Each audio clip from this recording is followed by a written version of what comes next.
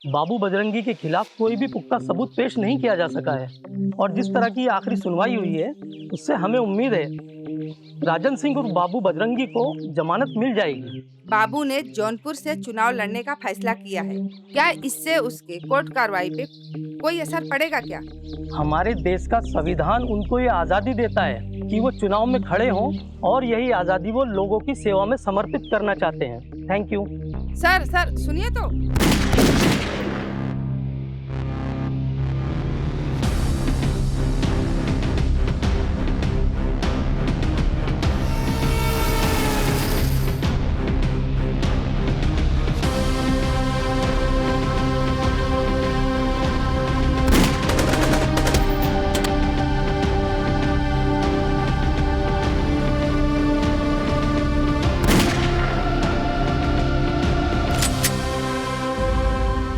वहाँ जो रैली वहां से निकलनी है उस रैली की सारी व्यवस्था तुम्हारे ऊपर हमने है।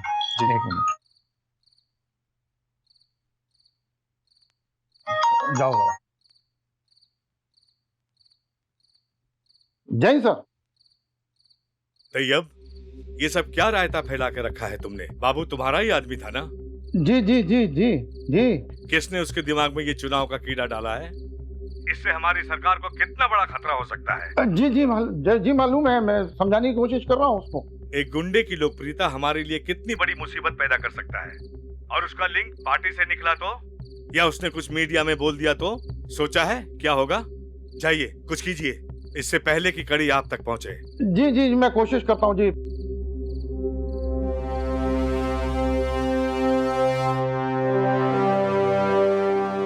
प्रणाम वार्डन साहब। प्रणाम।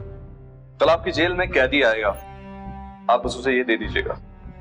मेरे ऊपर कार्रवाई हुई तो जेल सुपरिटेंडेंट बहुत कड़क है। अरे सुपरिटेंडेंट साहब की चिंता आप मत कीजिए, सुपरिटेंडेंट साहब को उनका हिस्सा मिल गया है। कल उनकी तबीयत थोड़ी खराब होने वाली, बस आप ये उसे दे दीजिएगा और इसमें आपका हिस्सा है। प्रणाम। प्रणाम।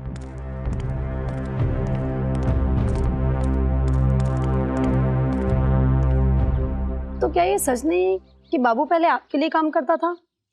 इससे पहले आप बाबू से कभी नहीं मिले? मिले हैं, 100% मिले हैं। हमारा काम है लोगों से मिलने का, अपने क्षेत्र की जनता से मिलने का। हाँ, मुझे ख्याल आ रहा है कि एक बार उसने दरखास्त दी थी हमारा कार्यकर्ता बनने के लिए, लेकिन उसकी विवादित छवि को देखते हुए मैंने साफ इनकार कर दिया था।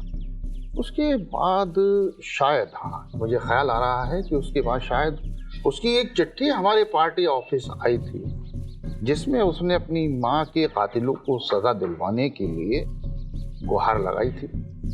अब आप तो जानते हैं हम तो जनता के सेवक हैं, ऐसी हजारों चिट्ठियां हमारे पार्टी दफ्तर आती हैं, हम उन्हें पढ़ते हैं, उसके बाद संबंधित विभाग को भेज देते हैं। बस इतना ही ताल्लुक कह सकती हैं आप बाबू से हमारा। उसके चुनाव लड़ने के निर्णय पर आपकी क्या प्रतिक्रिया है? उसकी लोकप्रियता देखकर क्या आपकी पार्टी में चिंता की लहर नहीं दौड़ी? कैसी बातें कर रही हैं आप? हिंदुस्तान के कानून में ये प्रावधान है कि आप कहीं से भी कभी भी चुनाव लड़ सकते हैं। हमारा देश दुनिया का सबसे बड़ा गणतंत्र लोकतंत्र है, आप पूर्ण रूप से आजाद हैं। और रही बात जहां तक हमारी पार्टी की चिंता की, तो हमारा प्रदेश के अंदर बहुत बड़ा जनाधार है। जनता अपना हित अनहित स्वयं जानती है और फिर जनता जनार्दन का जो भी फैसला है वो हमारे सर आंखों पर है। जय हिंद।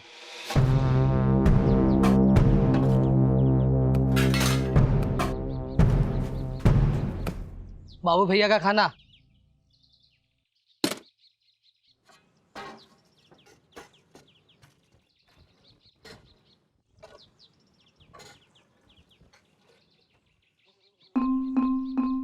कौन किसी को बांध सका है? कौन किसी को बांध सका है? सयाद तो एक दीवाना है, तोड़ के पिंजरा एक न एक दिन पंछी को उड़ जाना है। वाह वाह वाह वाह।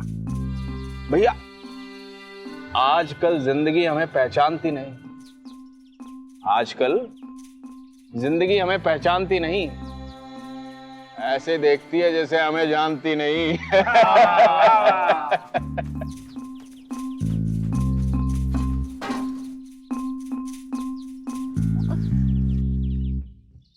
बाबू भैया कब हमें भी मुर्गा खिलाओ ना। सुन सके कहत बाबू भैया, पहले भार बनाओ इतनी औकात, तब जेल में मिलेगी मुर्गे की सौगात। टाइम लगेगा, आएगा वो दिन भी, लगे रहो।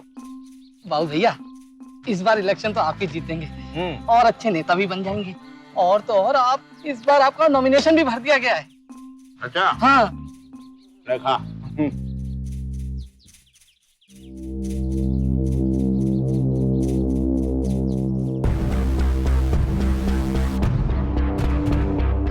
आराम से आराम से।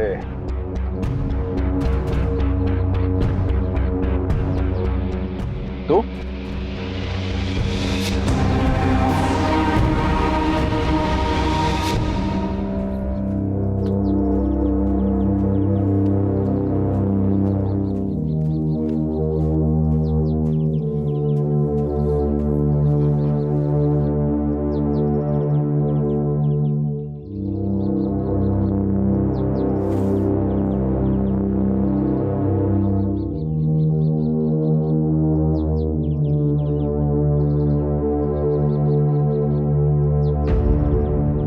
भैया जी हमको जाने दो, हमको कुछ नहीं चाहिए, हमको पैसा भी नहीं चाहिए, हमारे बीवी बच्चे हैं भैया जी, हमको जाने दो।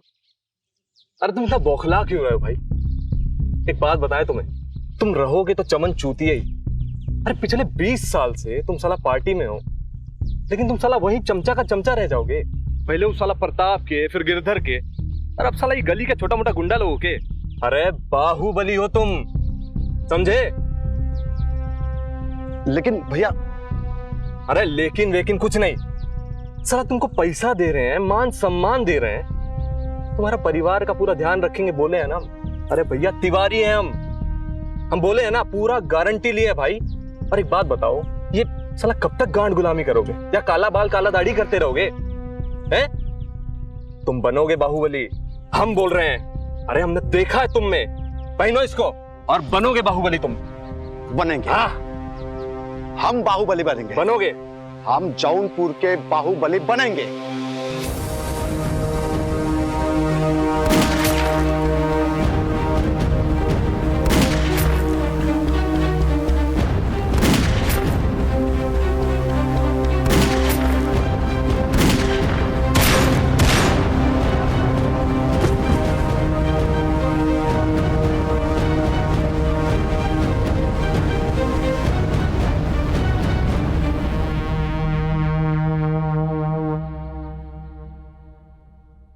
आज दिन दहाड़े तिहाड़ जेल में बाबू उर्फ राजन सिंह की मौत से पूरा प्रशासन हिल गया है।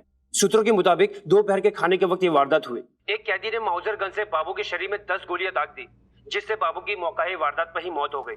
पुलिस ने स्थिति पर काबू पाते हुए हमलावर को मार गिराया। आखिरकार जेल में माउजर गन आया कैसे? जी हाँ दोस्तों, सबसे बड़ा सवाल यही उठता है कि आखिरकार जेल में माउजर गन आया कैसे। भाई जी, वो वार्डन अपने परिवार के लिए पैसा मांग रहा था। 3 पुलिसकर्मियों को निलंबित करने का आदेश दे दिया। भाई जी एक बात पूछूं? भाई जी, आपके और बाबू के बीच में ऐसा क्या हुआ कि कोई पता नहीं लगाया है। मुद्दा यहाँ एक वक्त था जब उसको अपने साथ जोड़ने के लिए मैंने न जाने कितने खून बहाए। उसे बड़ी शिद्दत से तराशा था, उसकी राह के सारे रोड़े हटाए थे ताकि वो उड़ान भर सके।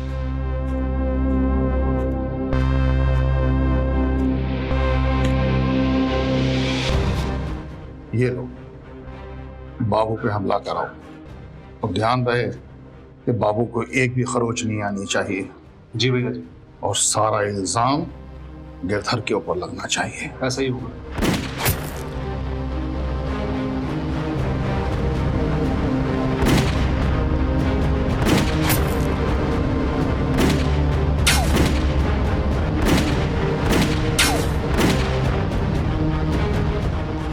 पता नहीं क्या हुआ, कैसे हुआ, और वो क्यों राजनीति में आना चाहता था। अफसोस तो बहुत हुआ, मगर कूटनीति है, करना पड़ता है, किया। बहरहाल एक चीज का ख्याल रखना, इस पूरे प्रकरण में हमारा नाम कहीं नहीं आना चाहिए। सारा इल्जाम दुबई वालों पर लगा दो और बाबू से जितने लोग जुड़े हुए हैं उन सबको खत्म कर दो, और खासकर उसकी बीवी को। भाई जी सारा काम निपटा दिए, सारे ऑर्डर एक्शन में है। अच्छा तिवारी, एक बात बता, इस पूरे प्रकरण के अंदर मेरा हाथ है, ये बात तेरे अलावा कोई और भी जानता है? क्या बात करें भाई जी, आपका सारा कर्म कांड का काला चिट्ठा सिर्फ हम ही जानते हैं और कोई नहीं।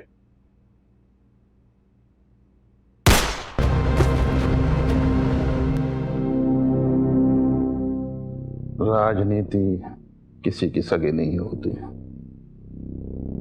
या अल्लाह इसकी रूह को सुकून पहुंचा। अले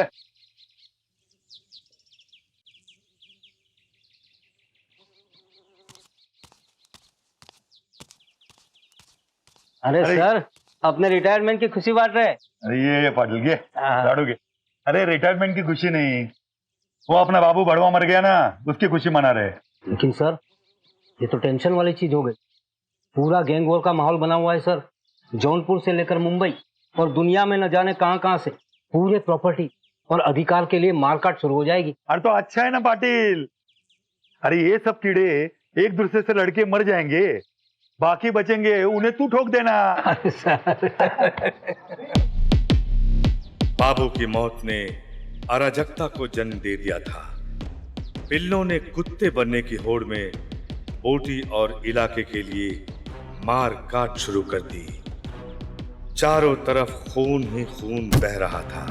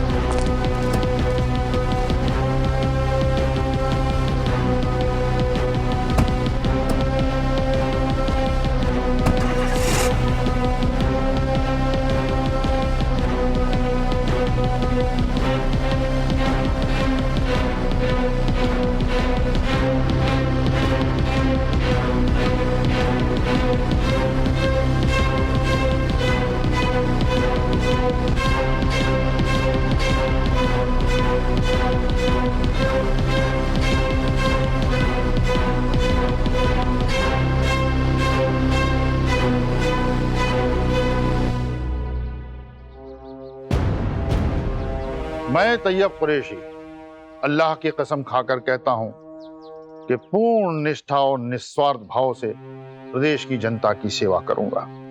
मैं शपथ लेता हूं मंत्री पद की, मैं शपथ लेता हूं देश की सेवा करने की। भाई जहां तक खबर मिल रही है पूरा किया धरा तैयब कुरैशी का है, मरवाना भी और हमारे ऊपर इल्जाम भी। बहुत बड़ा गेम खेला उसने। हमारे अजीज दुश्मन को उसने रास्ते से हटाया है। जाओ हमारी तरफ से तोहफा भिजवा दो।